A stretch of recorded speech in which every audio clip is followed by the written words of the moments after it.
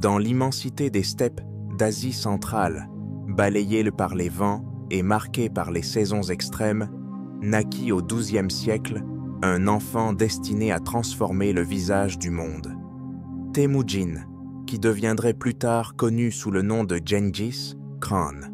Son histoire débute dans un univers rude, où la survie dépendait de la force, de la ruse et de la capacité à rallier les autres sous une bannière commune.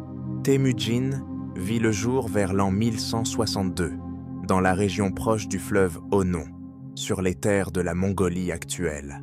Il appartenait au clan des Borjigin, l'un des nombreux groupes tribaux qui composaient la mosaïque politique mongole.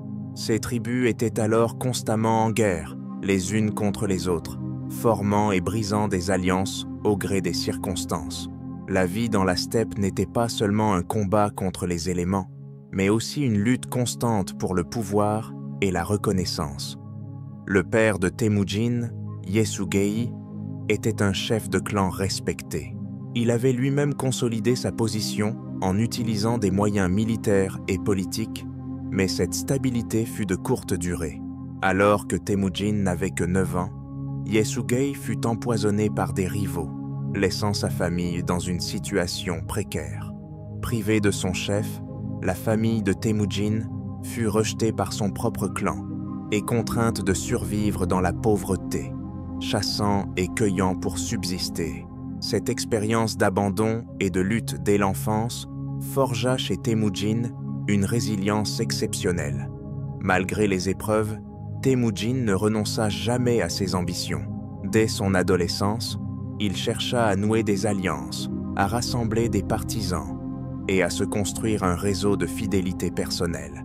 L'un de ses premiers alliés fut son ami d'enfance Jamuka, avec qui il partagerait plus tard une rivalité tragique.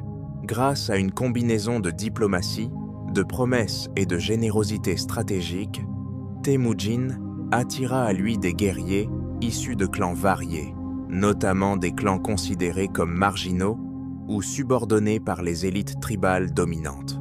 L'élément fondamental de sa montée en puissance résida dans sa capacité à rompre avec les structures sociales traditionnelles. Alors que la société mongole reposait largement sur la loyauté clanique et le statut héréditaire, Temujin proposa un ordre nouveau. Les hommes seraient jugés sur leur mérite et leur loyauté personnelle, et non sur leur lignée. Ce principe, radical pour son époque, lui permit de fédérer autour de lui des hommes de toutes origines, brisant ainsi les monopoles de pouvoir des grandes familles surnobles. Vers la fin du XIIe siècle, Temujin était déjà un chef de guerre redouté, capable de défier les coalitions les plus puissantes. Il affronta son ancien allié Jamuka dans une série de conflits décisifs, dont la bataille de Dalan Baljut fut la plus marquante. Malgré une défaite cuisante lors de cet affrontement, où nombre de ses hommes furent capturés et exécutés de manière atroce, Temujin sut se relever et poursuivre son ascension. Son intelligence tactique, sa discipline stricte imposée à ses troupes et sa politique de récompense des talents firent de lui un leader respecté. Il savait tirer parti de chaque victoire pour intégrer de nouveaux peuples, garantissant protection et richesse à ceux qui se soumettaient loyalement. Il utilisait également la terreur comme outil politique, n'hésitant pas à infliger des punitions exemplaires à ceux qui trahissaient ou résistaient. À l'aube du XIIIe siècle, Temujin n'était plus seulement un chef de clan ambitieux. Il était devenu l'architecte d'une union tribale sans précédent dans l'histoire des steppes. En 1186, il convoqua un grand Kuriltai, une assemblée traditionnelle mongole, où il fut proclamé Gengis Khan, souverain universel des Mongols.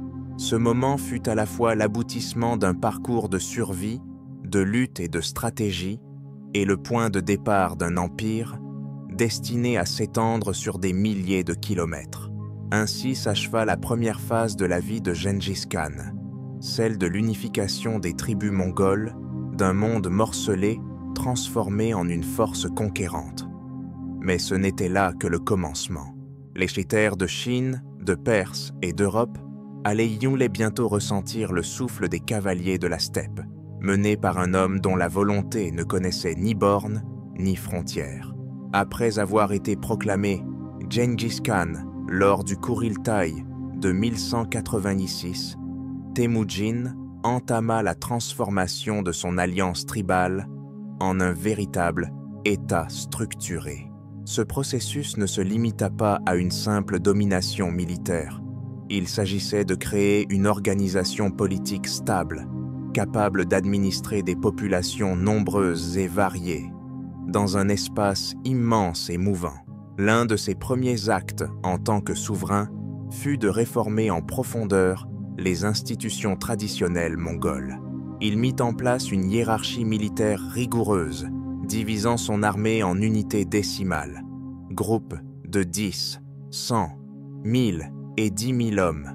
Cette structure permettait une souplesse opérationnelle remarquable et favorisait la discipline.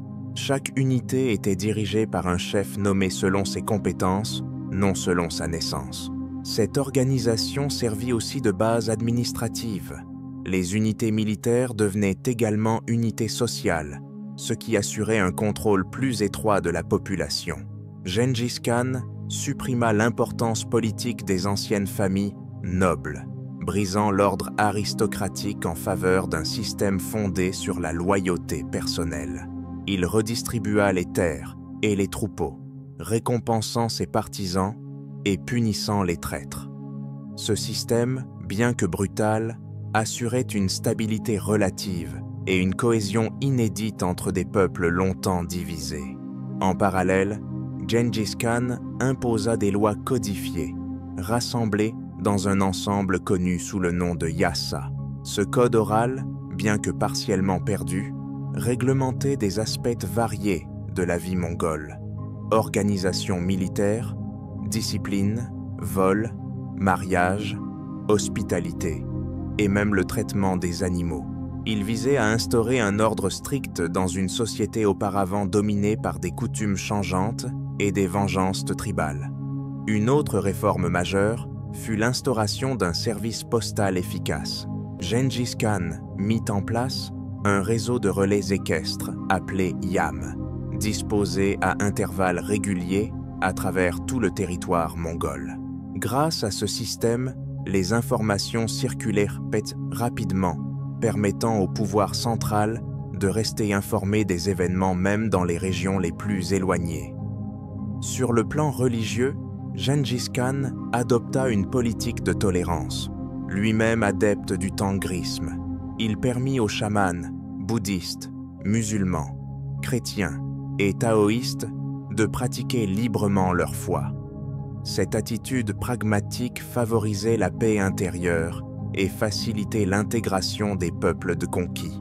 Une fois l'unification intérieure achevée, Gengis Khan tourna ses regards vers l'extérieur.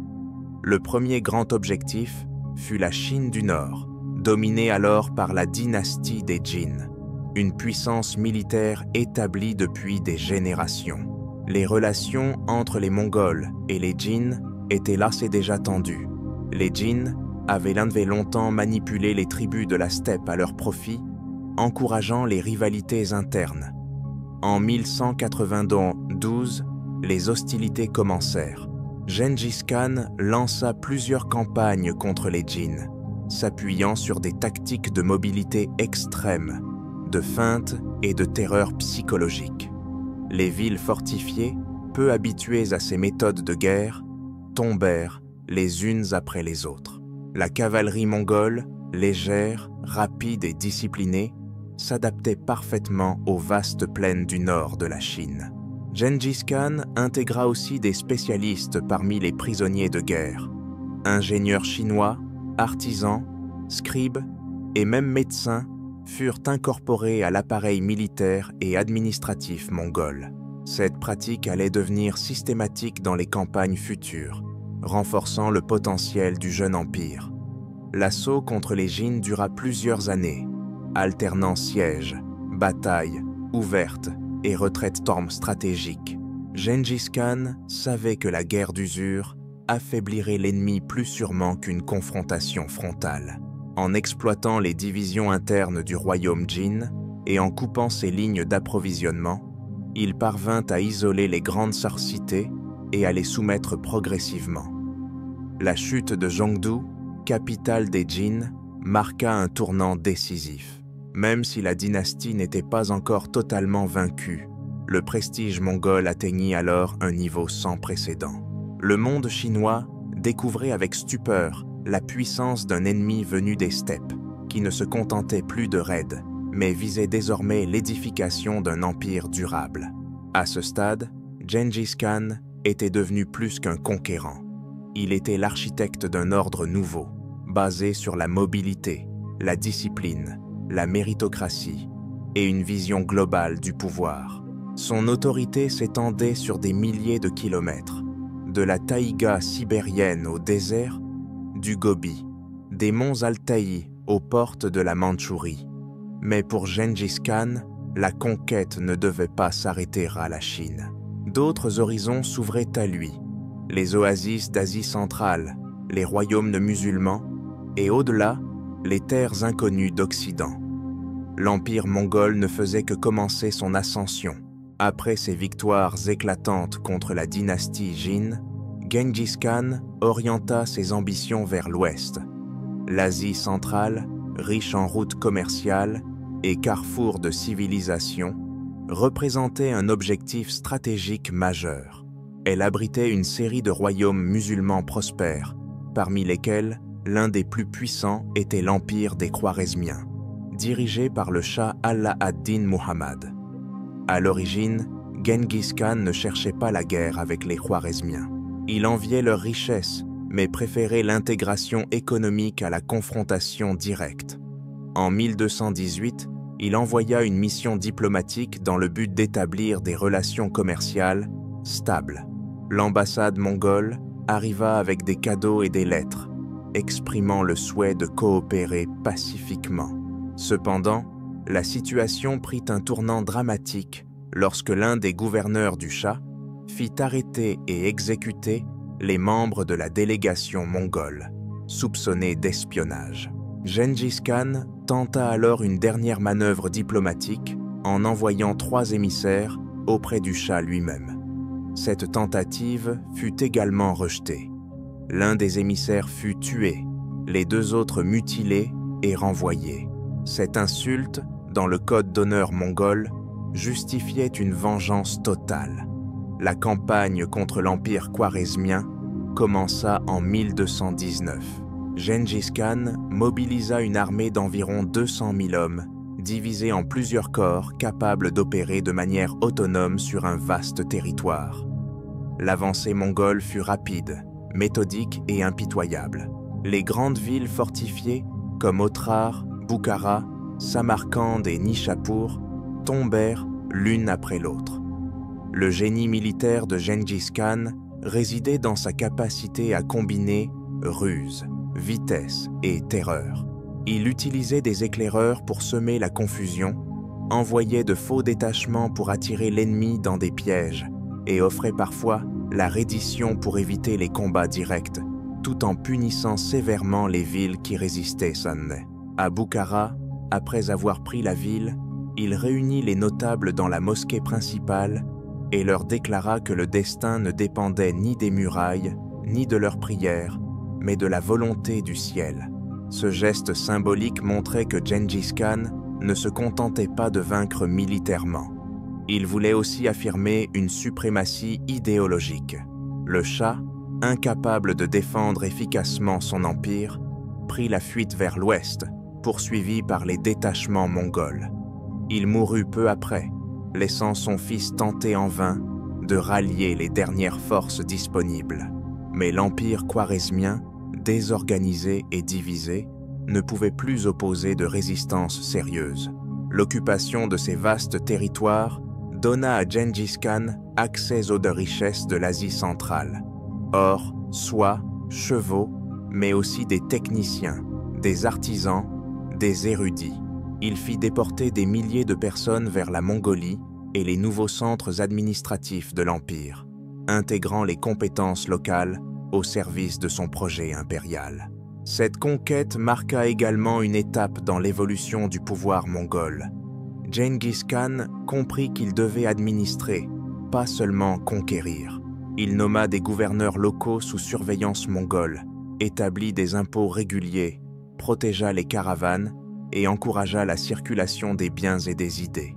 Il renforça le réseau postal Yam, permettant une communication rapide entre les points les plus éloignés de l'Empire. La violence extrême de la conquête des Khwarezmiens laissa une impression durable dans le monde musulman. Les chroniqueurs persans décrivirent avec horreur les massacres, les destructions de bibliothèques, les incendies de monuments.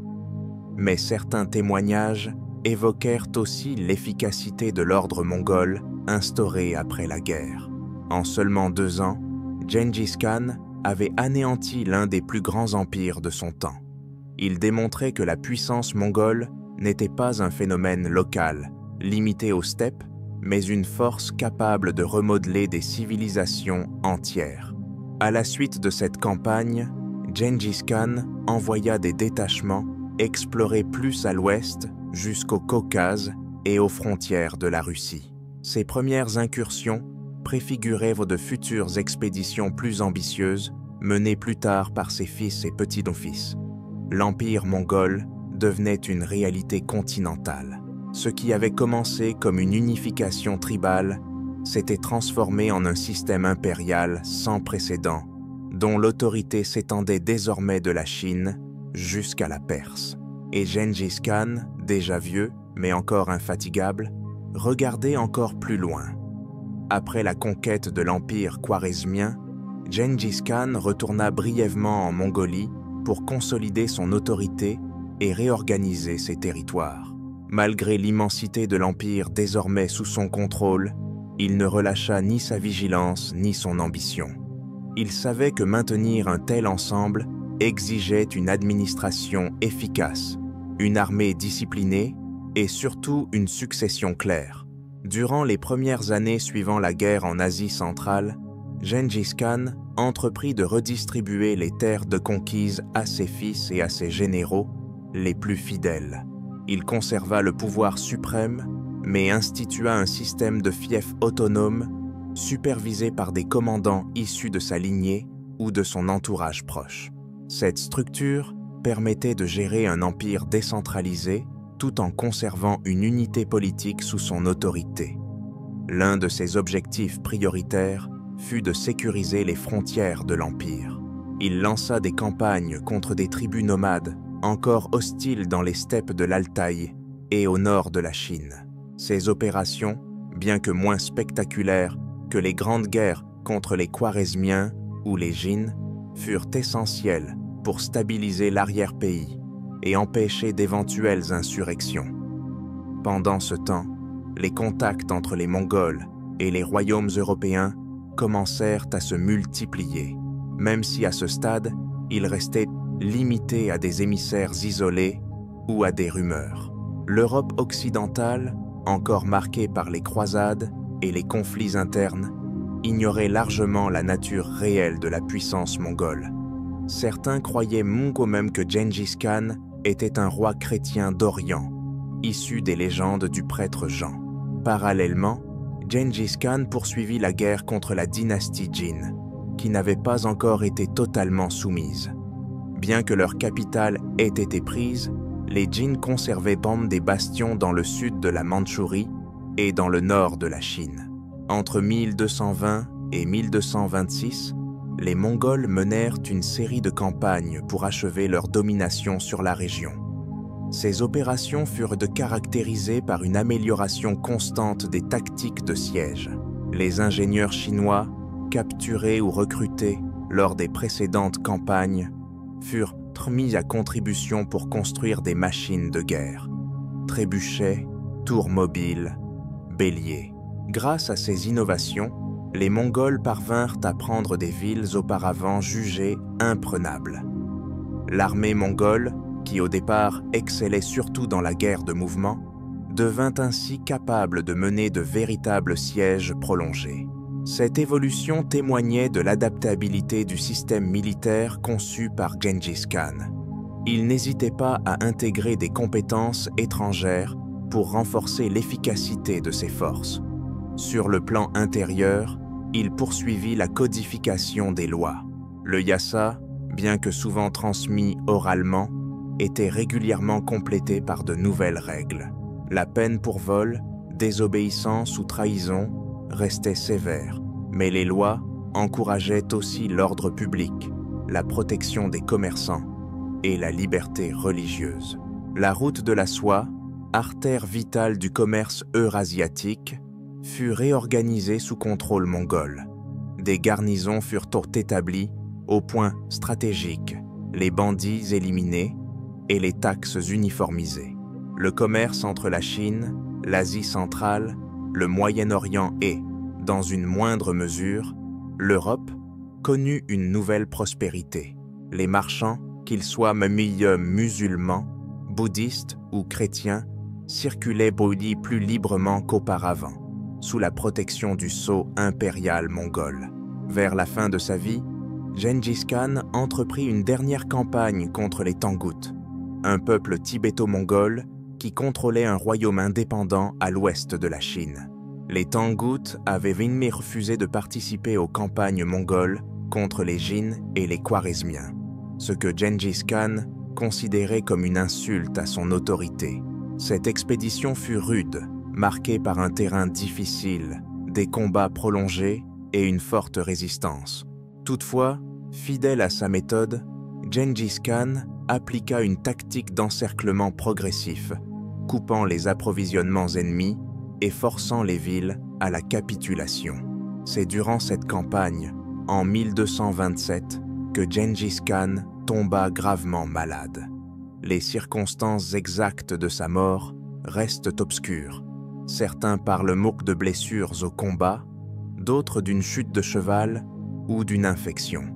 Quoi qu'il en soit, il mourut entouré de ses plus proches compagnons, après avoir laissé des instructions précises pour l'organisation de sa succession. Avec sa mort s'ouvrait une nouvelle ère, celle des Khans héritiers. Mais l'œuvre fondatrice de Gengis Khan, l'unification des tribus mongoles, la construction d'un empire transcontinental, l'instauration d'un ordre stable dans le chaos, allait continuer à marquer l'histoire pendant des générations. La mort de Gengis Khan en 1227 marqua un tournant dans l'histoire mongole. Son empire, désormais vaste et complexe, nécessitait une direction claire pour éviter la fragmentation. Mais contrairement à d'autres souverains qui laissaient un vide ou des luttes intestines, Gengis Khan avait soigneusement préparé sa succession. Il désigna son troisième fils, Ögedei, comme grand Khan, chargé de maintenir l'unité de l'empire tout en respectant les droits territoriaux des autres branches de la famille. Le choix d'Ögedei était stratégique. Il jouissait d'une réputation d'équilibre, d'efficacité administrative et de loyauté envers la volonté paternelle. Lors du Kuriltai de 1229, il fut officiellement investi du titre de Khagan, recevant l'allégeance des chefs militaires et des membres de la famille impériale. Sous son autorité, l'empire mongol entra dans une phase d'expansion encore plus ambitieuse. Ögedei poursuivit les campagnes militaires de son père, notamment contre la dynastie Jin, qui fut définitivement anéantie en 1234. Cette victoire acheva la domination mongole sur le nord de la Chine. Mais l'objectif le plus spectaculaire d'Ögedei fut la conquête de l'Occident. Dès les premières années de son règne, il organisa une vaste campagne vers l'Europe, confiée à son neveu Batu, fils de Jochi. Cette expédition, connue sous le nom d'invasion mongole de l'Europe, fut précédée par des missions d'éclaireurs et des alliances ponctuelles avec certains peuples turco-mongols des steppes russes. Entre 1236 et 1242, les armées mongoles franchirent l'Oural, envahirent les principautés russes, détruisant des villes comme Ryazan, Vladimir, Kiev et Moscou. La cavalerie mongole s'adapta au climat et au terrain, employant les mêmes tactiques d'encerclement, de diversion et de destruction méthodique que celles qui avaient moins fait leurs preuves en Asie. Les Mongols infligèrent également de lourdes défaites aux royaumes chrétiens d'Europe centrale. À la bataille de Mohi en 1241, ils écrasèrent les forces du royaume de Hongrie. La Pologne fut également envahie et des villes comme Cracovie ou Breslau furent pillées. Cependant, au sommet de cette campagne victorieuse, les Mongols se retirèrent brusquement. La raison principale en fut la mort de Gödei à Karakorum. Selon la tradition mongole, tous les princes devaient d'Anpé revenir pour participer au Kuriltai, destiné à désigner un nouveau grand khan. Cette règle prit le dessus sur les considérations militaires et l'invasion de l'Europe fut interrompue. En parallèle des conquêtes, la structure de l'Empire se complexifiait. Les territoires étaient divisés en khanates, confiés aux fils et petits-fils de Gengis Khan. La Horde d'Or à l'ouest, le khanat de Jagatai en Asie centrale, l'Ilkhanat en Perse, et plus tard, l'Empire Yuan en Chine. Bien que chacun ait son autonomie, tous reconnaissaient, en principe, l'autorité du Grand Khan à Karakorum. Sur le plan administratif, les Mongols continuèrent à adopter les pratiques des peuples conquis. En Chine, ils utilisèrent des fonctionnaires locaux pour gérer les populations nombreuses, tout en plaçant des superviseurs mongols au sommet. En Perse, ils s'appuyèrent sur les élites musulmanes pour lever l'impôt et gérer les villes. La culture mongole, bien que restée profondément attachée à la steppe, commença à intégrer des éléments étrangers. L'écriture ouïghour fut adaptée pour transcrire le mongol. Les échanges artistiques et techniques s'intensifièrent, notamment grâce à la sécurisation des routes commerciales. Les routes caravanières entre la Chine et la Méditerranée devinrent plus sûres qu'elles ne l'avaient été depuis des siècles. Ce climat favorable permit à des marchands, des missionnaires et des diplomates, comme le célèbre Vénitien Marco Polo, un siècle plus tard, de voyager à travers tout l'Empire, reliant des mondes autrefois isolés. Malgré ces avancées, des tensions émergeaient. Les rivalités entre les différentes branches de la famille impériale, les différences religieuses et les ambitions divergentes rendaient de la gouvernance plus fragile. Le modèle conçu par Gengis Khan, fondé sur la loyauté familiale et le partage des conquêtes, commençait à montrer ses limites. Pourtant, à cette époque, l'Empire mongol restait la puissance la plus redoutée du monde connu. D'un bout à l'autre du continent eurasien, le nom de Gengis Khan évoquait à la fois la crainte, l'admiration et une nouvelle ère de communication à grande échelle. Au milieu du XIIIe siècle, l'Empire mongol atteignait son extension maximale. De la mer Jaune aux rives du Danube, des forêts sibériennes au plateau d'Iran, il englobait une mosaïque de peuples, de cultures et de religions. Cette immensité soulevait un défi fondamental. Comment gouverner un ensemble si vaste sans le fragmenter? Les héritiers de Gengis Khan tentèrent de répondre à cette question par des moyens politiques, diplomatiques et militaires. Le règne de Mönke, petit-fils de Gengis Khan, débuta en 1249 après une période d'instabilité politique. Sa désignation comme grand khan, confirmée lors d'un grand Kuriltai, avait pour but de restaurer l'unité de commandement. Mönke lança immédiatement des réformes pour renforcer l'autorité centrale, améliorer la collecte des impôts et encadrer plus étroitement les khanates périphériques. Parallèlement, il poursuivit l'expansion impériale. 2 campagnes majeures furent entreprises sous son règne, l'une en Chine méridionale contre la dynastie Song et l'autre au Proche-Orient. La guerre contre les Song, bien que longue et difficile, visait à parachever la conquête de l'ensemble du territoire chinois. Les Song, maîtres du sud de la Chine, disposaient de ressources abondantes, d'une administration raffinée et d'une armée expérimentée. Les Mongols, dirigés en Chine par Kublai, frère de Mönke, mirent en œuvre une stratégie combinant siège, mobilité et alliances locales. Les grandes cités comme Xiangyang furent assiégées à l'aide d'engins de guerre conçus par des ingénieurs musulmans recrutés en Asie centrale. Ces innovations jouèrent un rôle décisif dans la progression vers le cœur du territoire Song. En parallèle, une autre campagne fut confiée à Ulegu, un autre frère de Mengke, chargé de conquérir la Perse et de neutraliser les puissances islamiques du Moyen-Orient. Cette expédition aboutit à l'établissement de l'Ilkhanat, avec pour capitale Tabriz. En 1258, Ulegu s'empara de Bagdad, capitale du califat abbasside. La ville fut prise d'assaut, le calife exécuté, et la civilisation islamique médiévale perdit l'un de ses centres les plus prestigieux. Ses succès militaires s'accompagnaient d'un renforcement de l'infrastructure impériale. Mengke fit recenser la population, institua une fiscalité plus régulière et tenta de limiter les abus des gouverneurs locaux. Il cherchait également à contrôler les conversions religieuses pour éviter que certains groupes n'utilisent la religion comme échappatoire fiscal. Mais l'équilibre restait fragile.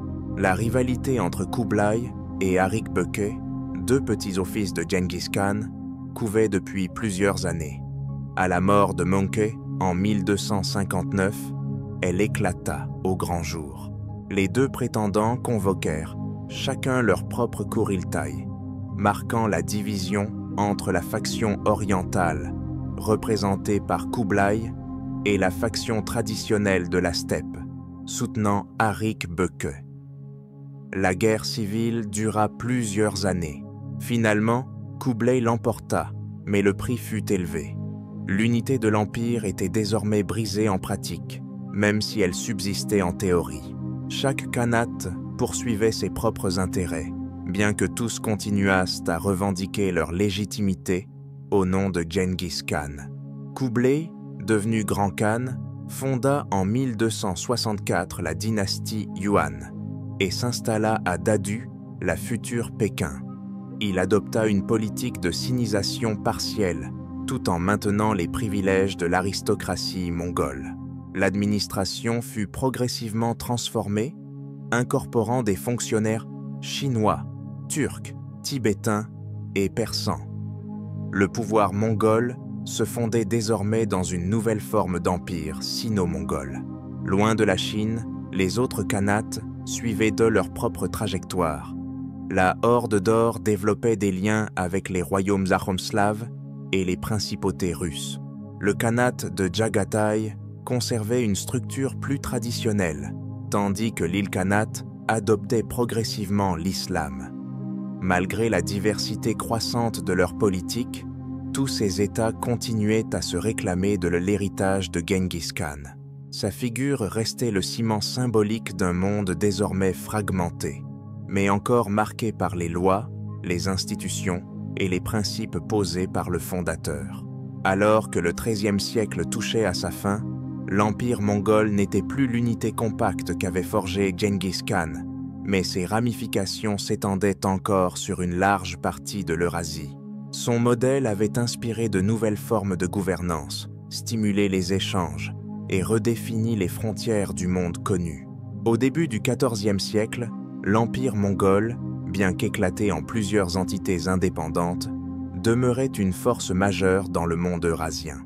Les khanats successeurs, la Horde d'Or, l'Ilkhanat, le khanat de Jagatai et la dynastie Yuan en Chine, incarnaient chacun à leur manière l'héritage politique des militaires de Genghis Khan.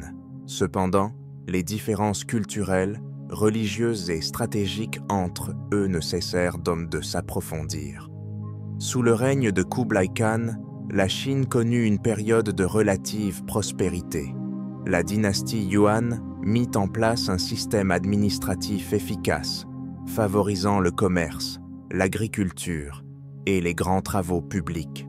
Pékin, transformée en capitale impériale, devint une métropole animée, attirant marchands, artisans et diplomates de toute l'Asie et même d'Europe. Le commerce international atteignit un niveau jamais vu auparavant. Les routes terrestres et maritimes étaient sécurisées par des garnisons mongoles, et les caravansérails offraient hospitalité et protection aux marchands. Le fameux voyage de Marco Polo témoigne de cette époque d'échanges intenses, où la soie, les épices, les métaux précieux et les savoirs circulaient avec une fluidité inédite. Cependant, cette prospérité cachait des tensions profondes. En Chine, la domination mongole suscitait du ressentiment parmi les populations chinoises Han, qui subissaient un traitement discriminatoire dans l'administration et la société. Les impôts élevés, les famines locales et les catastrophes naturelles contribuèrent à l'accroissement du mécontentement populaire. Parallèlement, dans les autres khanates, l'islamisation avançait rapidement. L'île Khanat, qui avait conquis la Perse et une partie de la Mésopotamie, adopta officiellement l'islam sous le règne de Ghazan au tournant du siècle. Cette conversion changea profondément l'orientation culturelle et politique de la région, renforçant les liens avec le monde musulman, tout en affaiblissant la solidarité entre les différentes branches de l'empire mongol. La Horde d'Or, de son côté, contrôlait un immense territoire s'étendant des steppes ukrainiennes aux montagnes de l'Oural. Sous le règne de khans puissants comme Özbeg, elle adopta également l'islam comme religion d'État et noua des relations complexes avec les principautés russes, imposant des tribus, mais aussi favorisant certains alliés locaux. Le khanat de Jagatai, au cœur de l'Asie centrale, resta fidèle plus longtemps aux traditions nomades mongoles.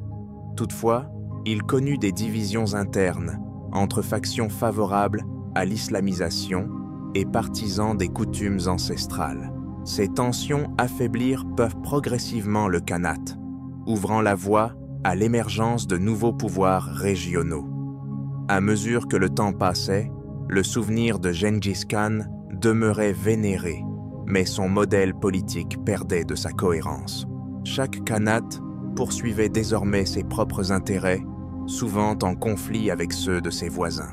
Les ambitions personnelles des khans prenaient le pas sur l'idée d'une unité impériale fondée sur le droit de conquête et les valeurs communes de la steppe. Sur le plan militaire, l'efficacité des armées de Mongols commença à décliner. Si la cavalerie restait redoutable, les élites locales des régions conquises prenaient de plus en plus d'importance, diluant l'esprit de discipline et de mobilité qui avait fait la force des premières générations mongoles. Les bouleversements démographiques provoqués par la peste noire, qui frappa l'Asie et l'Europe au milieu du XIVe siècle, contribuèrent encore à l'affaiblissement des structures impériales. La mortalité massive perturba les échanges, dépeupla de vastes régions et réduisit considérablement les revenus des khanats. Dans ce contexte de crise, l'héritage de Gengis Khan fut revendiqué de manière de plus en plus symbolique. Les généalogies royales continuaient à tracer leur lignée jusqu'à lui, les lois du Yassa étaient encore évoquées pour légitimer le pouvoir, mais la réalité du monde mongol avait profondément changé. À l'aube du XVe siècle, l'empire mongol n'était plus qu'un souvenir éclaté en plusieurs royaumes indépendants.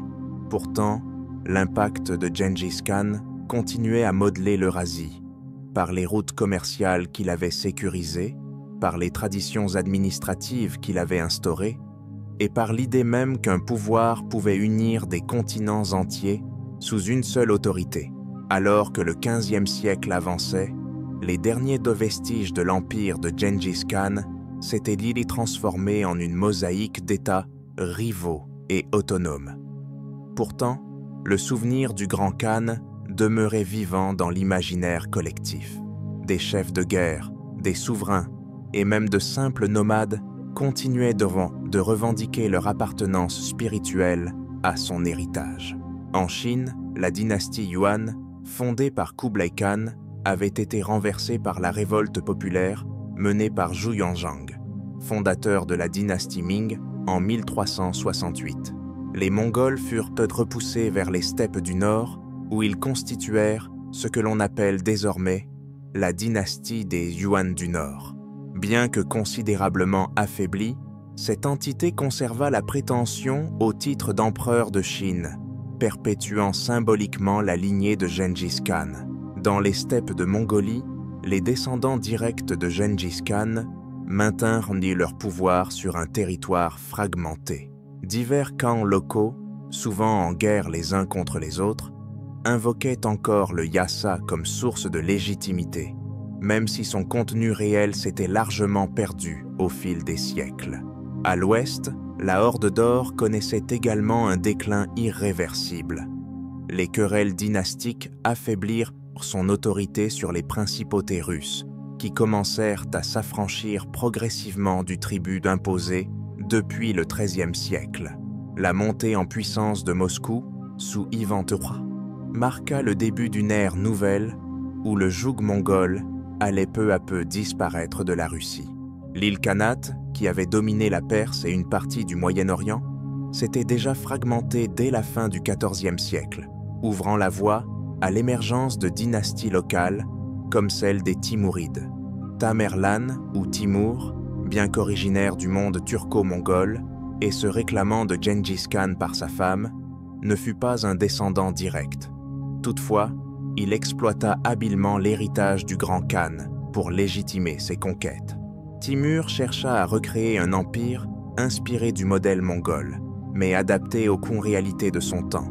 Il promut la culture persane, encouragea les arts et établit sa capitale à Samarcande. Son empire éphémère, bien que brillant, ne parvint pas à restaurer l'unité que Gengis Khan avait réalisée. Sur les routes commerciales de l'Eurasie, l'influence de l'ancien empire mongol continuait à se faire sentir.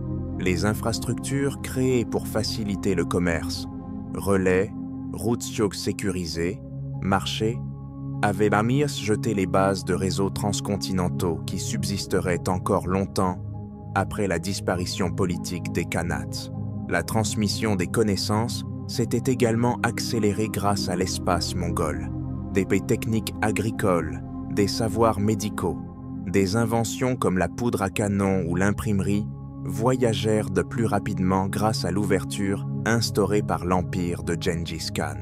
Même la peste noire, aussi terrible soit-elle, emprunta en partie les réseaux créés par l'ordre mongol pour se répandre en Europe et en Asie. Dans les traditions orales mongoles, Gengis Khan restait une figure mythique. Des poèmes, des chants épiques et des récits de généalogie continuaient de transmettre sa mémoire. Pour les Mongols de la steppe, il n'était pas seulement un conquérant, mais un législateur, un père de la nation, presque une figure sacrée. À l'international, l'image de Gengis Khan oscillait entre admiration et crainte. En Europe, il demeurait longtemps associé à l'idée d'un fléau venu de l'Est, destructeur et barbare. Dans le monde musulman, il était à la fois redouté pour la destruction de cités comme Bagdad et respecté pour la tolérance relative instaurée par ses descendants convertis à l'islam. Le legs de Gengis Khan n'était donc pas uniquement militaire ou politique. Il résidait aussi dans l'idée qu'un monde éclaté pouvait, un temps, être unifié par une vision commune, celle de la mobilité, de l'ordre, de la méritocratie et de la communication entre peuples très différents. Alors que les grandes puissances émergeaient en Europe, en Chine et dans le monde islamique, l'époque où un chef nomade avait pu renverser les civilisations établies semblait appartenir au passé. Pourtant, l'ombre de Gengis Khan, portée par le vent des steppes, continuait de planer sur l'histoire du monde. Au fil des siècles, la figure de Gengis Khan connut de nombreuses métamorphoses dans l'imaginaire collectif. Loin de disparaître avec l'effritement de l'empire mongol, sa légende continua de grandir, portée tantôt par l'admiration, tantôt par la peur. Chaque civilisation ayant croisé la route des Mongols laissa son interprétation du grand Khan, parfois en opposition totale. En Europe, où le souvenir des invasions restait vivace, Gengis Khan fut longtemps assimilé à l'image d'un conquérant barbare, symbole du chaos venu de l'Orient. Les chroniques médiévales le décrivaient comme l'instrument de la colère divine, envoyé pour punir les péchés de la chrétienté. Cette vision, teintée de terreur, persistait même plusieurs siècles après la fin des grandes campagnes mongoles. Dans le monde islamique, l'image était plus ambivalente. Si la destruction de Bagdad et d'autres centres majeurs de la civilisation musulmane suscita des souvenirs amers, l'adoption ultérieure de l'islam par de nombreux camps contribua à une réévaluation de son héritage. Certains chroniqueurs musulmans, tout en condamnant la brutalité des conquêtes, reconnurent chez Gengis Khan une forme d'ordre nouveau et une capacité à unir des peuples disparates. En Chine, Gengis Khan fut également vu de manière complexe. Pour la dynastie Yuan, il était le fondateur légitime de l'autorité impériale mongole sur la Chine. Sous les dynasties suivantes, notamment Ming et Qing, son image oscilla entre celle d'un usurpateur étranger et celle d'un souverain capable d'unifier le pays sous une autorité forte. Son rôle dans l'histoire chinoise fut reconnu, même par ceux qui souhaitaient minimiser son importance. En Mongolie même, Gengis Khan devint progressivement une figure quasi sacrée. Il fut célébré comme le père de la nation, l'exemple ultime de vertu guerrière, de sagesse politique et de légitimité souveraine. Ses lois, son mode d'organisation sociale et sa vision du monde devinrent des références constantes pour les chefs mongols ultérieurs. Durant l'époque moderne, l'intérêt pour Gengis Khan s'accrut dans le monde académique. Les voyageurs européens, les historiens orientaux et plus tard les chercheurs contemporains tentèrent de démêler la réalité historique des couches successives de mythes et de légendes. Cette redécouverte donna lieu à des débats passionnés sur sa véritable nature. Génie militaire, tyran sanguinaire, bâtisseur d'empire ou précurseur d'une forme précoce de mondialisation. Le XXe siècle vit une nouvelle évolution de son image, notamment avec la montée du nationalisme mongol. Sous l'influence du mouvement d'indépendance, Gengis Khan fut érigé en symbole de l'identité nationale mongole, même pendant la période soviétique, où son culte fut officiellement interdit pour des raisons idéologiques, sa mémoire survécut clandestinement. Après la chute de l'Union soviétique, la Mongolie indépendante réhabilita pleinement la figure de Gengis Khan. Statues, monuments, billets de banque et institutions portent aujourd'hui son nom.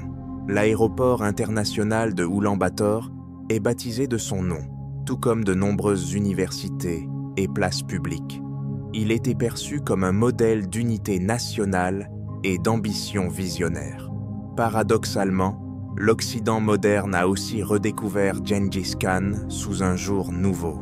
Des études récentes ont mis en lumière non seulement sa brutalité guerrière, mais aussi son rôle dans l'ouverture des routes commerciales, la promotion du mérite sur l'héritage, la tolérance religieuse relative et la diffusion de technologies et de savoirs à travers l'Eurasie. Dans l'imaginaire contemporain, Gengis Khan est ainsi devenu un personnage complexe, conquérant implacable, mais aussi homme d'État pragmatique, capable d'imposer une forme d'ordre et de communication sur un territoire d'une ampleur sans précédent. Son impact démographique est également tangible. Des études génétiques ont suggéré qu'un pourcentage significatif des hommes vivant aujourd'hui en Asie centrale partagent un ancêtre commun attribuable à sa lignée, témoignant de l'ampleur de son influence personnelle. Aujourd'hui encore, des peuples dispersés des steppes de Mongols aux vallées de la Volga, en passant par les plaines de Chine et d'Asie centrale, se souviennent de Gengis Khan non seulement comme d'un personnage historique, mais comme d'un mythe vivant. Sa capacité à transcender les frontières culturelles et temporelles fait de lui une figure unique dans l'histoire humaine.